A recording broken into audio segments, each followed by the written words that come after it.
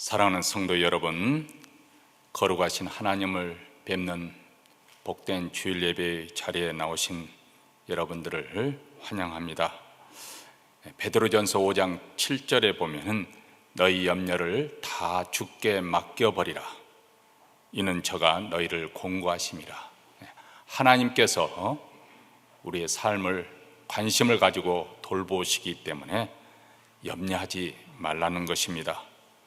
염려는 하나님을 믿지 않는 이방인들이 하는 것이라고 우리 주님도 말씀하셨습니다. 우리는 하나님의 자녀입니다. 우리 하나님은 우리를 위해서 당신의 독생자까지 아낌없이 십자가에 내어주신 분입니다. 자기 아들을 아끼지 아니하시고 우리 모든 사람을 내어주시니가 어찌 그 아들과 함께 모든 은사로 우리에게 주지 아니하시겠는가. 이 하나님, 사랑의 하나님을 믿고 그분을 의지하며 모든 염려를 쫓아 버리시기 바랍니다. 먼저 그의 나라와 그의 의를 구하면 하나님께서 여러분의 인생을 지키시고 보호해 주실 것입니다. 이 믿음으로 우리가 새로운 한 주를 또 시작하겠습니다. 오늘부터 매주일 정오 12시에 새로운 형태의 예배를 시작합니다. 이것은 우리 자녀들과 부모들과 또 성인 영어부, 또 원하신 분은 우리 한어부 일까지 영어와 한어로 예배를 드리는 그런 예배가 이제 오늘부터 우리 매튜 목사님과 함께 시작됩니다. 그래서 예배 시간이 조정이 되었습니다. 오전 8시 그리고 오전 10시 드라이브인 예배가 없어지고 오전 10시 그리고 12시 전 세대가 함께 드리는 예배, 이렇게 세 차례 예배를 드리게 됩니다.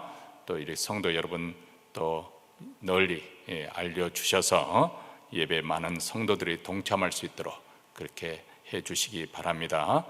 이제 사도신경으로 우리의 신앙을 고백하심으로 주일 예배 하나님 앞에 드리겠습니다.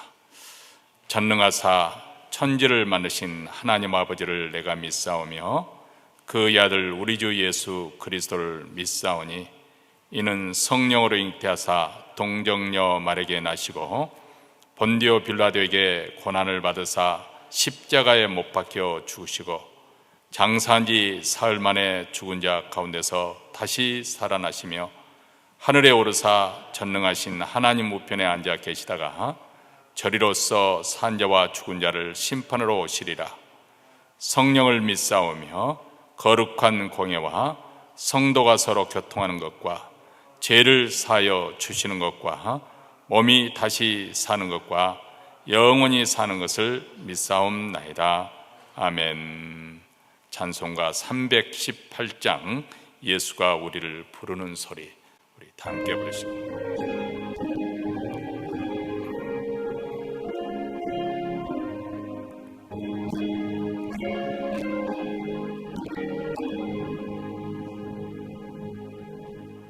예수가 우리를 부르는 소리, 음성 부드러워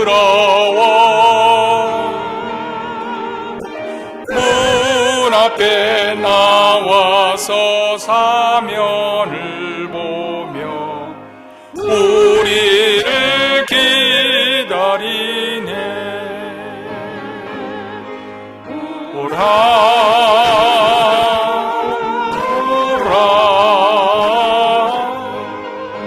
방황치 말고 오라.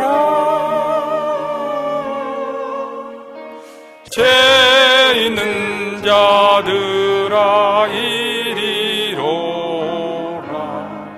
주 예수 앞에 간절히 오라고 부르실 때에 우리는 지체하랴. 주님의 은혜를 외하니 받고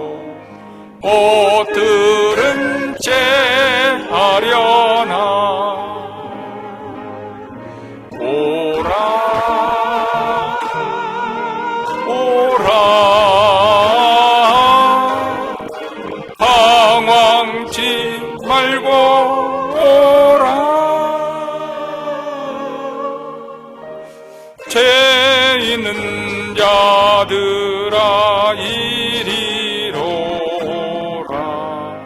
주 예수 앞에 오라.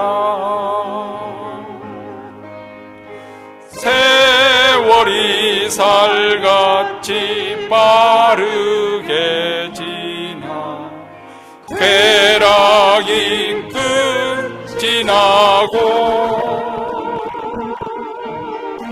사망의 그늘이 너와 내 앞에 돌리며 가리우네.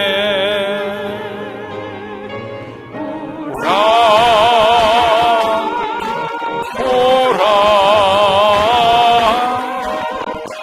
당황치 말고 오라. 죄 있는 자들아 이리로라. 주 예수 앞에 오라. 우리를 위하여 예비해 두신 영원한 집이 있어.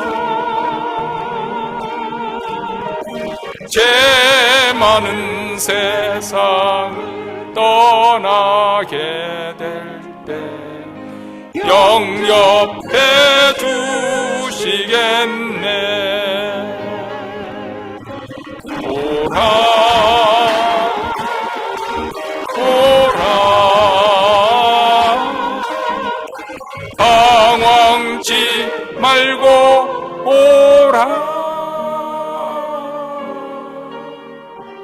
죄 있는 자들아 이리로라. 주 예수 앞에 오라. 이 시간 우리 마음을 모아서 합심해서 하나님께 기도할 때 먼저 오늘 예배 가운데 우리 하나님의 영광이 충만하게 나타나서 우리 모두 하나님을 경험하고 돌아갈 수 있도록 하나님의 임재가 생생한 예배가 되기를 원합니다. 하나님의 얼굴을 구하는 기도를 간절히 구하십시다. 두 번째는 이 시간 교회 회개의 역사로 말미암아 큰 부흥이 임할 수 있도록 오늘 또 성령의 역사로 우리 마음이 심령이 겸하게 겸손하게 부드러워지고 또 완악하고 강팍한 마음들을 다 녹여주셔서 우리의 완악함과 우리의 완고함과 불신앙과 불순종의 죄를 돌이키며 하나님 앞에 돌아가는 여기에 성령의 기름이 부어지는 놀라운 부흥이 일어나기를 원합니다. 우리 심령마다 교회마다 이 모태리는 모든 교회 특히 우리 한인교인들의 영적 각성과 부흥의 역사가 일어나도록 위해서 기도하십시다. 세 번째로는 우리 각자 또 가정마다 기도 제목이 있습니다. 소원이 있습니다. 자녀를 위해서 또 우리 직장과 사업처를 위해서 또 우리 장래 또 무엇보다도 우리 영혼을 위해서 또 아프신 분들 고난 가운데 있는 분들 우리 모건 식구들을 위해서 이 시간 이러한 기도 제목을 가지고 하나님 앞에 통성으로 간절한 마음으로 합심해서 부르짖어 기도하겠습니다.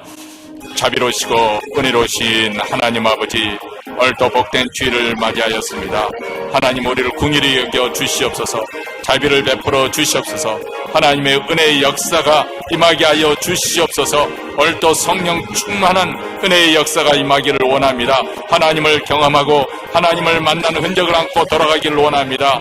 하나님은 우리의 은혜가 생생하게 느껴지는 주일 예배가 될 수 있도록 주여 주의 영광의 빛을 비춰 주시옵소서. 하나님의 얼굴을 간절히 구합니다. 우리 하나님의 비치는 그 거룩의 빛으로 압도되어 하나님 앞에 아버지 참으로 우리가 신령과 진정으로 예배드리는 되는 주일 예배가 될 수 있도록 주여 도와주시옵기를 간절히 원합니다. 하나님 아버지, 이 시간 이러한 성령의 놀라운 역사로 우리의 심령 완악한 마음들이 다 녹아지고 겸손하게 하나님 앞에 죄를 잡아가며 아버지 하나님 주어 돌아오기를 원합니다. 우리의 완악함과 거짓됨과 부대함과 아버지 하나님 우리의 불순종과 불신앙의 죄를 돌이켜게 하여 주시옵소서. 우리의 냄새나고 도는 헛누더기 같은 우리의 의를 다 벗어버리고 오직 예수 그리스도의 의를 입력어 주님 앞에 나오기를 원합니다. 성령의 기름을 물붓듯이 부어주셔서 아버지 하나님 그 성령의 불로 모든 죄악을 태워버리고 다시 한번 하나님을 아버지를 간절히 찾고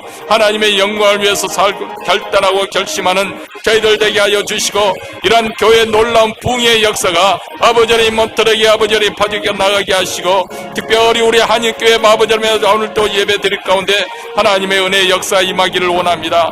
오늘도 각자 기도 제목을 가지고 주님 앞에 나왔습니다. 자녀들을 축복하며 기도합니다. 아버지 하나님 또 손주들 그 가정마다 우리 주님 은혜를 베풀어 주시옵소서.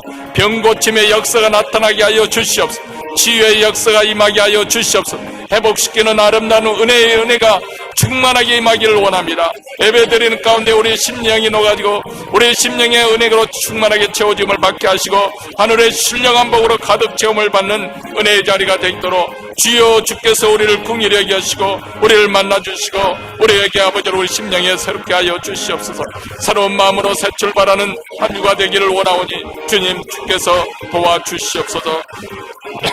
하나님의 거룩으로 하나님의 은혜의 역사로 아버지 우리를 긍휼하게 주시기를 간절히 원하고 기도합니다. 아버지 역사여 주시옵소서.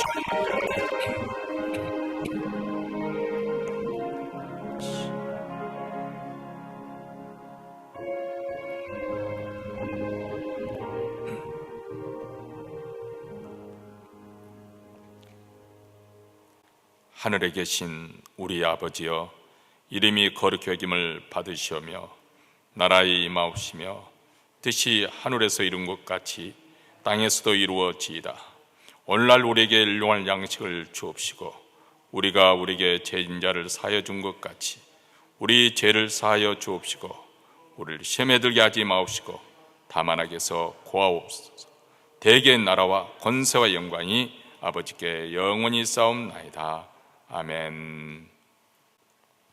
하나님 말씀은 마태복음 13장 31절로부터 33절 말씀 우리 다 같이 읽겠습니다. 또 비유를 베풀어 가라사대 천국은 마치 사람이 자기 밭에 갖다 심은 겨자씨 하나를 같으니 이는 모든 씨보다 작은 것이로되 자란 후에는 나물보다 커서 나무가 되매 공중의 새들이 와서 그 가지에 깃들 이느니라. 또 비유로 말씀하시되 천국은 마치 여자가 가루 서말 속에 갖다 넣어 전부 부풀게 한 누룩과 같으니라. 아멘. 우리는 세상에 살면서 수없이 많은 실망과 좌절을 안고 살아가게 됩니다. 때로는 정치인들이 정략적으로 아니면 자기 사욕을 위해서 잘못된 정책을 펴나갈 때, 기업인이 지나친 탐욕을 부리는 것을 볼 때, 또 연예인의 부도덕한 삶을 볼 때, 또 종교인의 유선을 볼 때 우리는 실망하고 또 때로는 분노하기도 합니다. 우리가 시리에 빠지면 매사 의욕을 상실하게 되고 또 자신감이 없는 무력감에 시달리게 되고 모든 일에 대해서 부정적이고 비관적으로 바라보게 되는 것이죠. 근데 사실 우리는 하나님의 형상을 따라 지음을 받은 우리 인간이기 때문에 우리 안에는 창조적인 능력이 내재되어 있습니다. 근데 시리에 빠지면 그 창조력을 상실해 버리는 것이죠. 천재적인 사람이라 할지라도 실망에 빠지게 되면 자기 안에 잠재되는 내재되는 그 능력을 인식하지도 발휘하지도 못하게 됩니다. 그뿐만 아닙니다. 실망에 빠진 사람은 무감각한 그런 사람이 되어서 좋은 일이 와도 별로 좋을 것이 없는 것이죠. 무덤덤하게 됩니다. 더군다나 미래에 대한 어떤 희망과 장래에 대한 어떤 계획도 세울 수가 없게 되는 것이죠. 그렇기 때문에 어떻게 보면 우리의 인생 가운데 하나의 숙제, 커다란 숙제 중에 하나라고 한다면 어떻게 하면 우리가 이런 실망과 좌절감을 만났을 때 이것을 잘 극복하고 또 당당하게 이 세상에서 살아갈 수 있을 것인가? 이것이 우리가 풀어가야 될 인생의 숙제입니다. 근데 사람들이 갖는 이 좌절, 이 실망감은 도대체 어디서부터 시작되는 것일까요? 사실 많은 경우에 보면 대부분 잘못된 기대감에서 오는 경우가 참 많이 있습니다. 제가 젊은 커플들에게 결혼 상담을 해줄 때 꼭 환기시켜 주었던 것이 있습니다. 그것은 결혼 생활에 대한 잘못된 환상, 또 배우자에 대한 지나친 기대감, 이것을 깨우쳐 주는 것입니다. 결혼하기만 한다면 이렇게 저절로 자동적으로 행복해질 거라는 그런 막연한 그런 기대감, 또 배우자가 당연히 나를 행복해 줄 거라는 그런 생각들. 사실 결혼이라고 하는 것은 우리가 결혼하는 것이 사랑이 완성이 되는 것이 아니고 결혼 생활을 통해서 그 사랑이 점점점 완성돼 가고 성숙해지는 거 아니겠습니까? 그렇기 때문에 이것은 자동적으로 이 결혼 생활에서 행복을 얻게 되는 것이 아니라 피차, 부단한 노력이 필요한 것이죠. 특별히 상대방에 대한 존중과 배려심을 잃지 말아야 할 것입니다. 그뿐만 아니고 우리가 결혼 생활하면서 끝없이 우리에게 필요한 것이 있는데, 또 요구되는 것이 있는데, 상대방에 대한 이해와 용납, 그리고 또 잘못에 대한 용서, 이것이 필요합니다. 만약에 이것을 우리가 제대로 하지 못하면 말 그대로 평생 왼수가 되는 것이고 않고 사는 것입니다. 자, 어쨌든 이 결혼에 대한 비현실적인 환상을 가지고 출발한다면 이내 그 사람은 실망하고 좌절하게 될 것입니다. 자, 이렇게 보면은 세상에서 우리가 잘못된 기대감을 가지고 그것으로 인해서 실망하는 경우가 참 많이 있습니다. 심지어는 이 세상에는 좋은 동기라고 여겨져서 선한 동기로 시작했다가 다른 사람에게 오해를 받고 어려움을 겪는 그런 경우, 내가 괜히 이 일을 시작했나 후회하기도 하지 않습니까? 교회 일도 마찬가지죠. 교회 일을 열심히 하다가도 그것으로 인해서 격려나 칭찬 대신 오해나 비방을 받을 때 후회하며 또 낙심할 수 있습니다. 자, 이렇게 우리 인생에 있어서 실망이나 낙심이라는 하는 것은 언제 어디서나 우리를 괴롭히는 괴물과도 같습니다. 예수님께서 오늘 비유를 주신 이유도 여기에 있다고 생각합니다. 왜냐하면 천국에 대한 잘못된 생각과 기대감을 가지고 있었기 때문에 그것으로 인해서 현실과의 괴리감에서 오는 실망, 그리고 낙담하는 체제들에게 천국이 무엇과 같은 것인지 비유로 설명을 해 주십니다. 제자들은 예수님을 처음 만났을 때 커다란 기대감을 가지고 흥분해서 우리 주님을 쫓았습니다. 그들은 자기 상업을 다 포기하고 전적으로 주님께 자기 삶을, 자기의 장래를 맡기고 그리고 쫓았습니다. 근데 예수님께서 가시는 곳마다 많은 인파가 몰려드니까 내 판단이 옳았구나, 나의 선택이 잘한 것이구나, 한껏 기대가 이렇게 고무되었을 것입니다. 곧 세상이 뒤집어지고 하나님 나라, 우리 주님의 나라가, 그 왕국이 곧 들어설 것 같았는데, 그런데 현실을 보면 달라지는 것이 없는 거죠. 병은 고치고 기적도 일어나고 오병이의 역사도 일어나는데 여전히 세상은 불의하고 부정합니다. 그들이 학수고대했던 그런 일은 일어나지 않았습니다. 그래서 제자들은 내심 회의감이 들었을 거라고 생각합니다. 과연 내가 주님을 따르기로 선택하고 판단한 것이 그 결과로 어떻게 될 것인가? 그렇게 모든 것을 포기하고 헌신할 만한 가치가 있는 일인가? 과연 내가 이후에 어떤 보상을 받게 될 것인가? 아마 이런 것이 저절로 생각이 되어졌을 것이고 이에 점차 의심이 커져가고 있었을 것입니다. 왜냐하면 현재 상황이 별로 그렇게 만족스럽지 않고 실망스럽습니다. 그들이 이렇게 실망한 까닭은 무엇이었을까요? 천국에 대한 잘못된 기대감을 가지고 출발하였기 때문에 그렇습니다. 그 당시 제자들이나 유대인들은 그 메시아에 대한 갈망이 굉장히 컸습니다. 메시아에 대한 그 대망을 가지고 그들은 정말 힘들고 고달픈 인생을 살고 있었는데, 그들이 메시아가 오면 하루속히 이 이스라엘의 대적들을 다 섬멸해 버리고 북극 강병의 나라로, 그리고 불의가 제거된 공의로운 하나님 나라를 세울 것이라는 그런 기대감들을 가지고 있었습니다. 그런데 그런 시가에서 예수님이 하시는 사역을 바라보니까 그들이 원하던 천국 운동인가, 이게 의심이 들지 않을 수가 없는 것이죠. 그래서 예수님을 세상에 소개했던 세례 요한도 오해를 했습니다. 그 당시 불의한 정권이었던 헤롯 안티파스를 비판했던 그 제목으로 인해서 감옥에 갇혀있던 그가 자기의 제자들을 보내서 묻습니다. 예수께 여짜오되 오실 그이가 당신이 오니까 우리가 다른 일을 기다리오리까? 당신이 과연 우리가 기다리던 그 메시아가 맞습니까? 왜 그렇게 물었을까요? 세례 요한은 메시아라고 예수님을 세상에 소개했는데, 예수님께서 하고 계시는 그 사역을 보니까 이 세상이 뒤집어질 것 같지 않더라, 그 말입니다.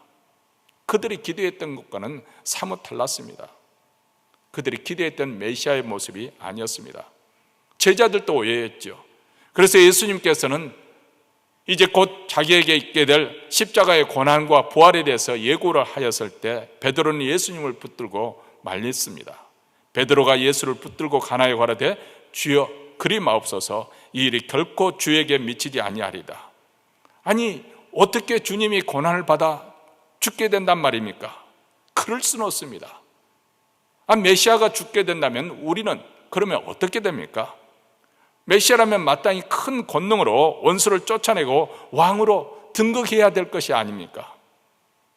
자, 이렇게 예수님을 오병이의 역사에 의해서 큰 기적이 일어나니까 이 사람을 왕으로 세우면 우리 팔자가 편해지겠다 싶어서 사람들이 강제로 예수님을 왕으로 세우려고 했던 그 맨중들도 그 메시아로서 자기들의 그 기대를 충족시키지 못하니까 그들은 돌변해서 이번에는 십자가에 못 박아라고 그렇게 소리쳤습니다. 자, 우리 신앙인들에게도 이런 오해와 실망, 잘못된 기대와 좌절, 이게 있지 않습니까? 때로는 우리 자신도 모르는 사이에 예수를 믿으면, 하나님을 믿으면 자동적으로 기도가 응답될 줄 알았었는데, 병 고침도 받고 또 자식 문제도 해결이 되고 부진한 비즈니스도 잘 되고 매사가 이렇게 잘 풀린다면 얼마나 좋겠습니까? 그런데 왜 우리 믿는 자들에게도 갈수록 힘든 일들이 생기는 것일까요? 아니, 마음 같아서는 전도를 하면 상대방이 눈물을 흘리며 죄를 고백하고 예수 믿겠다고 돌아온다면 얼마나 신이 나겠습니까? 그런데 오히려 상대방이 더 완고해지고 반발하는 모습을 볼 때 실망하지 않을 수 없는 것이죠. 나도 사도 바울처럼 기도하면서 3,000층까지 올라가서 신비한 것도 보고 이상한 소리도 듣고, 그래서 나도 또 뭘 봤다고 간증할 수 있게 된다면 우리 신앙생활이 얼마나 활기를 띠겠습니까? 그런데 하나님께서 나의 기도에 침묵을 지키십니다. 처음에는 하나님 말씀대로 순종하고 살면 복을 받고, 불순종하면 벌을 받을 것이라는 그런 생각으로 신앙생활을 시작했는데, 어느덧 주위를 돌아보니까 신앙 없이 사는 사람들도 잘도 살고 있다. 더 형통하게 사는 것 같아서 이제부터는 나도 적당히 믿으며 살아야겠구나, 이런 생각이 들지 않습니까? 자, 이렇게 제자들이 이런 생각으로 회의감도 들고 실망하고 있었을 때 예수님은 천국이란 땅에 심은 한 알의 겨자씨와 같다, 가루 섬 아래 섞은 조그만한 누룩과도 같다, 이렇게 비유로 말씀해 주십니다. 자, 오늘 겨자씨와 그리고 누룩에 대한 비유를 이해하기 위해서 먼저 겨자씨의 비유를 우리가 알기 위해서는 겨자씨가 어떤 것인지, 또 그 당시 사람들이 겨자씨에 대해서 어떤 생각을 가지고 있었는지, 이것을 우리가 알아야 되지 않겠습니까? 겨자 나무는 지중해 남동쪽 지방과 메소포타미아와 아프가니스탄에서 이렇게 자라는 식물입니다. 이 식물이 잘 자라면은 약 3m, 4m 정도 된다고 하니까 상당히 크게 자라는 것이죠. 근데 이 겨자씨는 색깔이 까맣고 그 당시 유대인 사회에서는 아주 작은 시로 알려져 있었습니다. 근데 우리 주님은 천국은 마치 사람이 자기 밭에 갖다 심은 겨자씨 한 알과 같다, 이렇게 말씀합니다. 자, 여기서 우리가 겨자씨에 예수님께서 비유를 하실 때는 천국의 전부를 지금 말씀하려는 것이 아니고 천국의 어떤 한 단면을 보여주려고 하신 것입니다. 그것은 밭에 심은 하잘것없는 겨자씨 한 알처럼 천국 운동이, 예수님과 제자들이 하고 있는 이 천국 운동은 그 시작이 작고 보잘것없는 가운데 이루어질 것을 말씀해 주고 있는 것이죠. 겨자씨는 씨 중에 가장 작은 씨입니다. 그런데 자라서 나무가 되는 놀라운 성장을 이루게 되는, 이것이 바로 천국의 그림이라는 것입니다. 아주 작고 보잘것없지만은 무시할 수 없는 이유가 여기 있습니다. 왜냐하면 그 속에, 그 씨 속에 겨자나무가 들어있기 때문에 그렇습니다. 씨를 보면 겉으로 보면 죽어 있는 것처럼 보이지만은 실상 그 속에 새들이 깃들이는 겨자나무의 생명이 들어있습니다. 천국 운동에는 이처럼 작고 보잘것없는 출발 속에 이미 천국에 완성된 천국이 그 속에 들어있다, 그 말입니다. 시작할 때는 미미해서 사람들의 별로 환영받지 못한 것 같지만은 그 시작 속에는 이미 완성이라는 그것을, 그 상관관계에 뗄래야 뗄 수 없는 그런 유기적인 관계를 맺고 있다는 것을 우리에게 보여주고 있는 것이죠. 한번 아브라함을 생각해 보시기 바랍니다. 하나님께서 처음부터 이스라엘 백성들을 다 부른 것이 아니죠.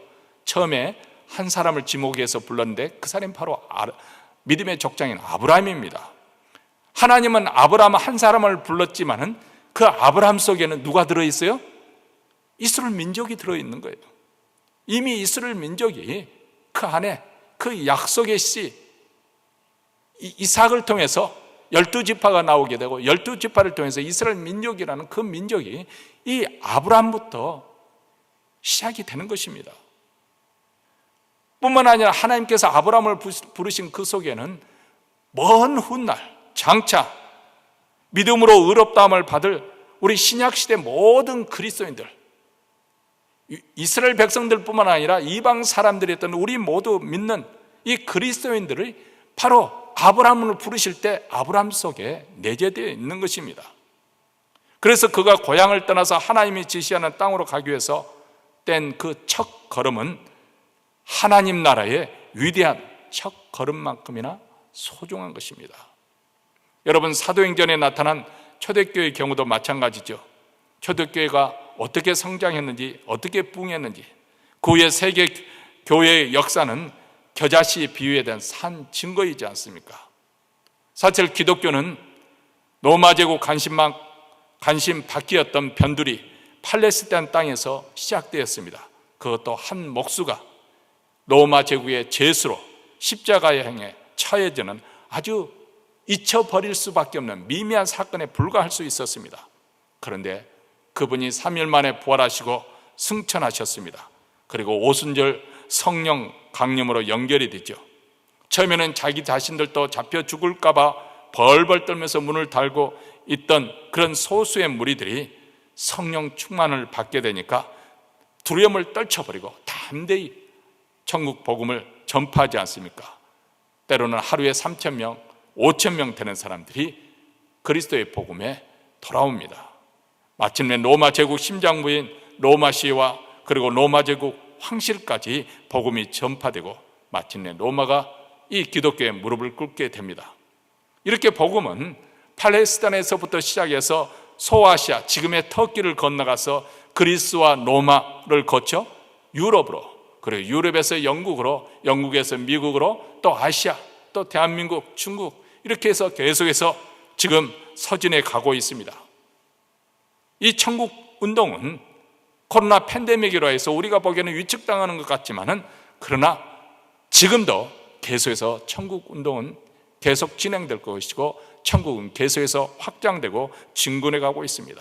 그래서 마침내 온 세상이 그리스도의 그 왕권의 앞에 순복하는 그날까지 그리스도의 왕국, 그 나라가 완성점에 이르기까지 그 천국은 계속해서 확대되어 갈 것입니다. 이것이 바로 겨자씨가 나무가 되는, 새들이 깃드는 나무가 되는 천국에 관한 비유입니다. 예수님은 천국을 떠난 어떤 여자가 빵을 굽기 위해서 누룩을 밀가루 속에 넣어서 반죽 전체를 부풀게 하는 것으로 비유를 하셨습니다. 아마 예수님도 어렸을 때 모친 마리아가 밀가루에 물과 누룩 그리고 약간의 소금을 넣고 반죽하는 것을 보셨을 것입니다. 하룻밤을 지나면 밀가루 반죽 전체가 부풀어 있습니다. 33절에 가루 서말이라고 이렇게 말을 하고, 이렇게 서말이라는 단위를 썼는데요, 이것은 오늘날로 말하면 20kg, 50파운드가 넘는 양이라서 이것은 한 가족이 먹기에는 큰 분량이죠. 너무 큰 분량입니다. 훨씬 많은 양입니다. 자, 이렇게 많은 양을 반죽을 하는데, 이 많은 양의 밀가루에 반죽할 때 누룩이 얼마만큼 쓰냐면 소량입니다. 조그만 양의 누룩이 이 밀가루 반죽하는 그곳에 넣어지는 것입니다. 그런데 이 조그만 양의 누룩이 넣어졌지만 그 많은 양의 밀가루 반죽을 통째로 변화시키는 것입니다. 작은 양이지만 일단 밀가루 속으로 들어가서 보이지 않게 밀가루 반죽 전체에 스며들어 전체를 철저하게 발효시키는 것. 천국은 이와처럼 외부로부터 어떤 강요나 억지로가 아니네, 그 안에서부터, 내부로부터 조용히 변화를 시켜 간다는 것을 보여주고 있는 것이죠. 처음에는 미미하지만은, 그래서 사람들이 눈에 띄지 않을지 몰라도, 그런데 마침내 엄청난 변화를 일으키게 됩니다. 여러분, 예수를 만나게 되면 이런 놀라운 변화가 일어나지 않습니까? 가장 대표적인 경우가 7 귀신이 들었던 막달라 마리아. 훗날 그녀가 얼마나 사람들에게서 거룩한 성녀로 추앙을 받습니까? 그녀는 예수를 만난다면 인생이 완전히 뒤집어졌고 변화가 되어졌습니다. 그리고 난 다음 예수님이 3일 만에 이렇게 다시 부활했을 때 가장 먼저 누가 그 부활하신 주님을 만났느냐? 이 막달라 마리아에게 우리 주님이 나타나셨지 않습니까? 우리 주님이 부활하시는데 첫 번째 증인이 바로 막달라 마리아가 되었습니다. 그뿐만 아닙니다. 여리고성에서 세리장으로 행색계나 했던 완전히 만몬신, 이 돈밖에 몰랐던 삭교, 그는 바로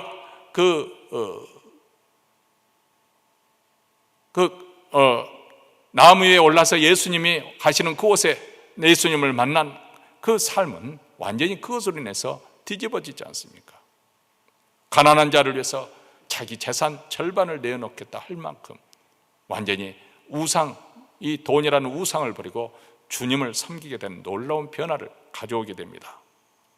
사도 바울은 이렇게 말씀합니다. 빌립보서 2장 13절에 너희 안에서 행하신 일은 하나님이시니 자기의 기쁘신 뜻을 위하여 너희로 손을 두고 행하게 하시나니. 자, 우리 안에, 예수 믿는 우리 안에 이런 하나님께서 행하시는 일, 우리 안에 기쁘신 뜻에 따라서 우리 안에 손을 두고 행하게 하시는 일, 바로 하나님이십니다. 우리에게 놀라운 변화가 일어나는 것은, 우리의 속사람이 변화되는 놀라운 것은 바로 하나님의 기쁘신 뜻에 따라 우리 안에 행하게 하신 일, 바로 성령의 역사로 이런 놀라운 변화가 소리 없이, 소문 없이 사람들을 변화시키고, 이 성령의 역사, 이 역사가 바로 여러분에게도 일어나는 줄 믿습니다. 하나님의 말씀에 순종하는 사람들의 변화된 삶을 통해서, 또 성령의 인도하심에 순복하는 교회를 통해서 복음은 오늘날에도 계속해서 전파되고 있습니다. 복음이 전파됨에 따라서 하나님의 영광스러운 통치는 이 땅에서 계속 확장되어 가고 있습니다. 하나님께서는 하나님 나라를 확장시켜가는 일에 있어서는 세상 나라처럼 군대를 동원해서 무력으로 찬탈하고 죽이고 빼앗고 그렇게 해서 이루어지는 것이 아니라 억압이나 강요를 하지 않습니다. 인간적인 힘과 수단을 사용하지 않습니다. 성령의 능력으로 행하십니다. 보이지 않는 성령께서 우리 안에서 일하고 계시죠. 누룩이 발효시켜야 전체의 변화를 가져오듯이 우리 마음속에 그 놀라운 일을 행하고 계십니다. 우리 삶 속에, 우리 교회 속에 이런 성령이 역사하고 있는 줄 믿습니다. 겨자씨 비유와 누룩 비유는 미미한 시작과 큰 결과를 가져다주는 성장을 공통적으로 보여주고 있습니다. 근데 여기에 보면 서로 다른 점도 있죠. 겨자씨는 천국이 외향적으로, 사람들이 볼 수 있는 그런 외향적으로 성장하는 것에 초점이 맞춰져 있고, 누룩 비유는 내적, 사람들이 보이지 않는 그 내적 변화에 초점을 맞추고 있습니다. 겨자씨는 자라서 커지는 것이고, 누룩은 스며들어서 변화시키는 것이죠. 겨자씨는 예부적인 성장을 말하고, 누룩은 내면적인 변화를 보여줍니다.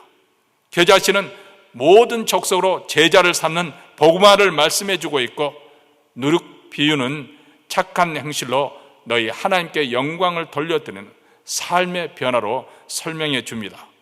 자, 이렇게 천국 운동의 시작은 미미하지만 외적으로나 내적으로나 양적으로나 질적으로나 성장해서 마침내 놀라운 변화를, 놀라운 결과를 가져오는 것입니다. 미미하게 시작하지만은 조용한 성장 과정을 거쳐서 마침내 엄청난 나라로 완성되는 것이 천국이라는 것을 말씀해 주고 있습니다. 오늘 비유를 통해서 우리는 무엇을 배울 수 있는 것일까요? 우선 우리가 천국 운동에 동참하는 우리가 생각해야 될 것은, 천국에는 우리가 무시해도 좋을 만큼 작은 일, 사소한 일은 없다는 것입니다. 여러분, 이렇게 콘크리트로 이렇게 교회 주변을 이렇게 해서 비가 와도 질척거리지 않도록, 이렇게 먼지가 묻지 않도록 했습니다마는, 그러나 민들레 씨 하나, 이것이 담벼락에 떨어질 때 거기서 움튼 새싹이 점점 자라서 나중에 노랗게 꽃을 피우지 않습니까?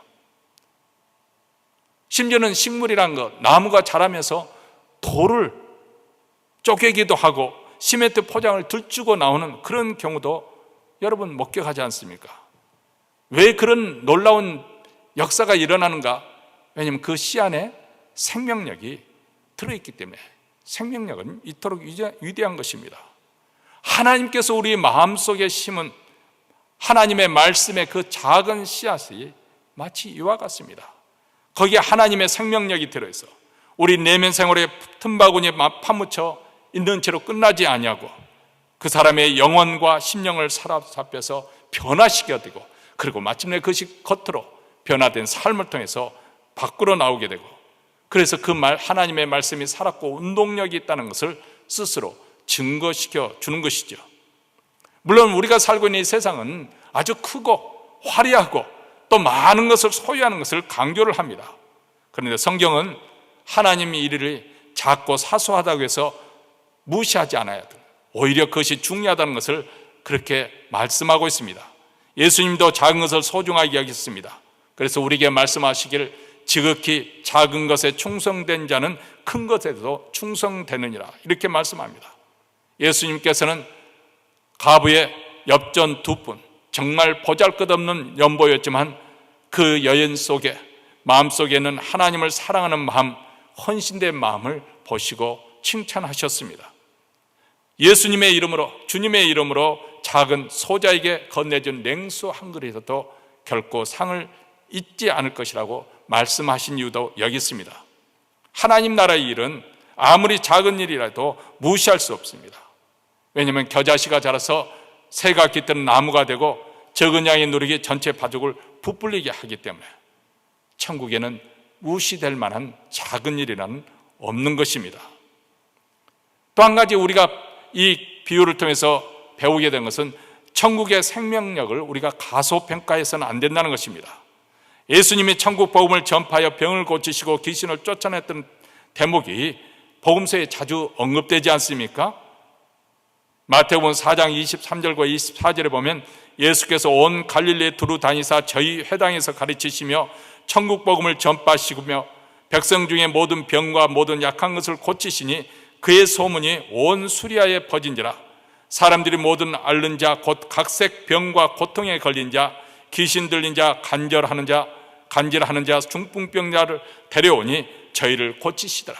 자, 우리 주님께서 가는 곳마다 이렇게 아픈 각양질색의 질병들을 다 고치시고 귀신을 쫓아내십니다. 근데 천국 복음을 전파하시면서 왜 이렇게 귀신 쫓아내시며 병을 고치는 것과 이렇게 함께 하시는 것일까? 무슨 관계가 있는 것일까?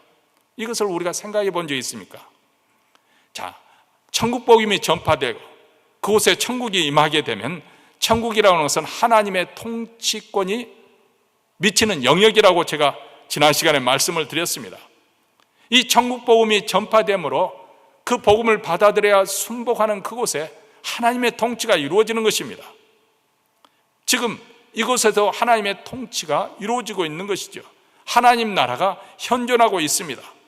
하나님 통치가 이루어지니까 병고침과 귀신이 쫓겨나가는 그런 일이 실질적으로 일어날 수밖에 없는 것입니다. 왜냐하면 하나님이 다스리고 있다는 것이 그렇게 나타날 수밖에 없는 것이죠. 죄와 저주와 질병과 사망이 붙들고 있는 사단의 권세가 하나님의 통치로 말미암아서 쫓겨나가는 것입니다.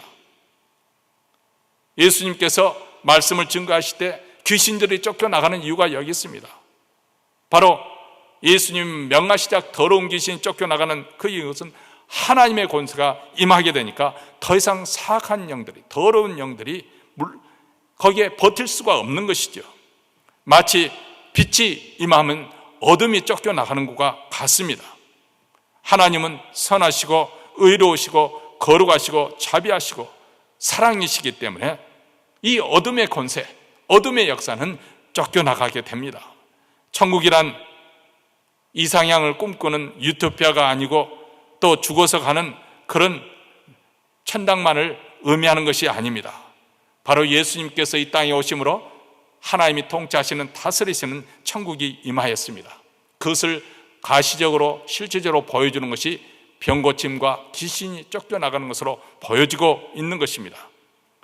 이 나라는 지금도 복음이 증거되는, 복음이 전파되는, 그리고 그 복음에 순복하는 사람들을 위해서 이 하나님 나라는 현존하고 있습니다. 우리 가운데 지금 이 시간에도 진군하고 있고 확장하고 있고 우리 가운데 역사하고 있는 것입니다. 이 천국의 생명력을 우리는 가소평가해서는 안 되는 것이죠. 코로나 팬데믹 상황에서 이 천국의 운동이 위축당하는 것이 아니라 우리는 새로운 형태로, 우리는 미처 알지 못하지만 새로운 방법으로 우리 하나님께서는 지금도 이 역사를 이루어가고 계시는 줄 믿습니다. 예수께서 이 땅에 오신 것은 또 하나의 세상 왕국을 세우기 위해서 오신 것이 아닙니다. 여러분, 세상의 문제는 단순히 경제적인 문제, 이 돈의 문제, 교양 문제, 교육 문제, 문화 수준의 문제, 군사력의 문제가 아닙니다. 제 문제를 해결하지 않는 이상 이 세상 나라는 언제나 어떤 방식으로 누가 통치하든지 간에 문제투성일 수밖에 없습니다. 과거에도 그랬고 지금도 그렇고 앞으로도 그럴 것입니다.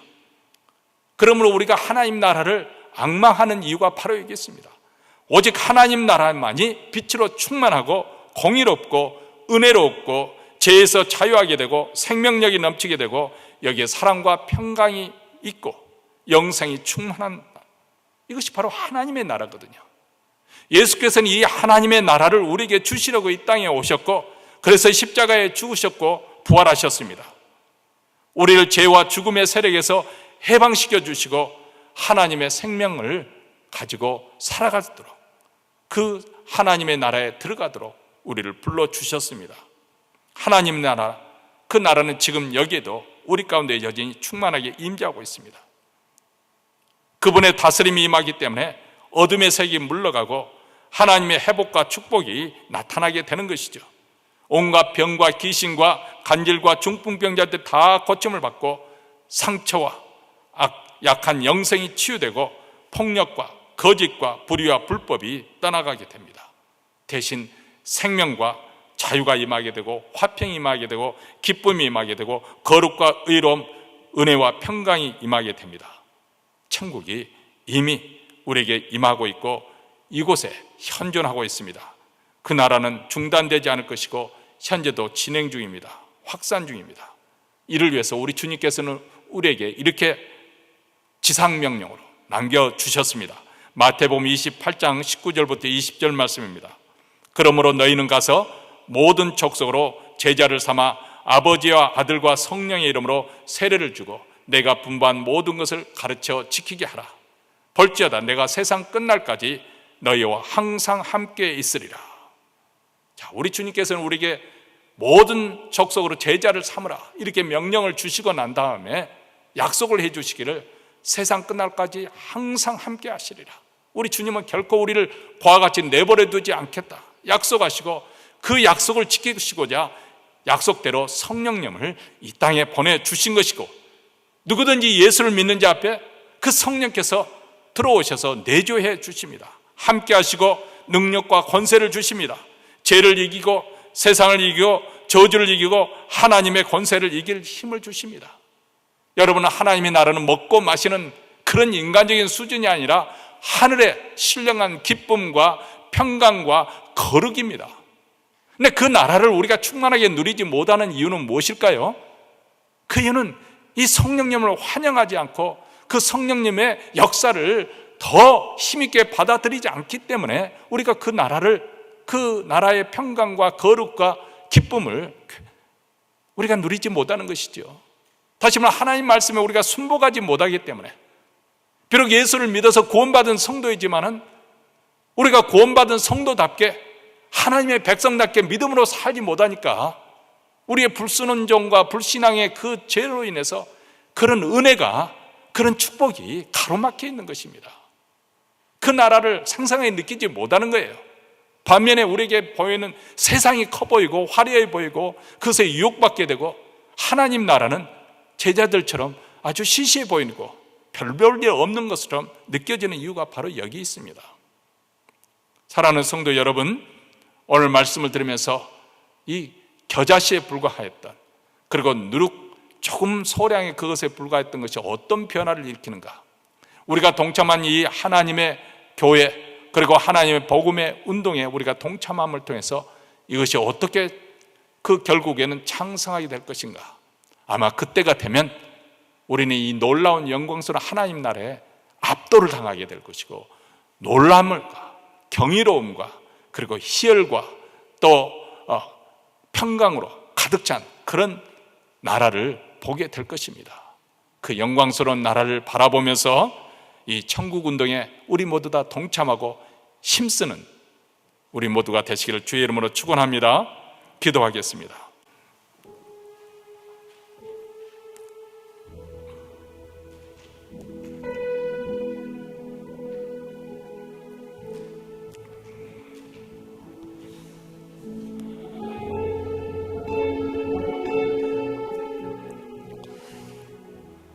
하나님 아버지, 우리가 코로나 바이러스에 압도당하여 그것의 염려 근심에 사로잡히다가 어느덧 우리는 하나님 나라가 얼마나 크고 위대한 것인지, 얼마나 축복된 것인지, 얼마나 영광스러운 것인지 그것을 까맣게 잊어버리고 살아가고 있습니다.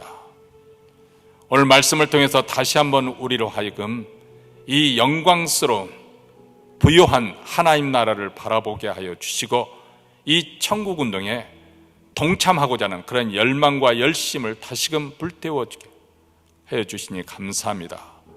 우리 안에 거하시는 이 성령님의 역사로 다시금 뜨겁게 주님 나라를 위해서 열심을 품고 섬기는 자가 되게 하여 주시고, 또 이로 말미암아서 우리의 삶 속에, 우리 가정 속에 하나님 나라의 그 희락과 평강과 거룩이 함께하는 놀라운 역사가 임하게 하여 주시옵기를 간절히 원하고 기도합니다. 이제 예배의 순서에 따라서 정성껏 준비한 예물을 하나님 앞에 바쳐 드립니다. 이 예물이 쓰이는 것마다 우리 주 예수 그리스도 천국 복음이 땅끝까지, 특별히 우리 북한 동포에까지 전파되고 증거되게 해 주시고, 교회라 이 사명 끝까지 잘 감당할 수 있도록 기도와 말씀으로 크게 흥황시켜 주시옵시고, 오늘 또 예배의 자리에 나온 사랑하는 성도들, 그 심령에 이 천국이 임하고 그 가정에 평강이 임하고 자녀들이 이 땅에 더욱더 번성하는 복을 더하여 주시옵소서. 이제는 우리 구주 예수 그리스도의 은혜와 하나님 아버지의 무한하신 사랑과 성령의 교통하심이 이 천국 운동의 그 창성한 결말을 바라보며 기쁨으로 열심으로 주를 섬기고자 다짐하며 이 자리를 떠나는 사랑하는 주의 백성들, 그 가정과 기업과 그리고 교회 위에 영원토록 함께 있을지어다. 아멘.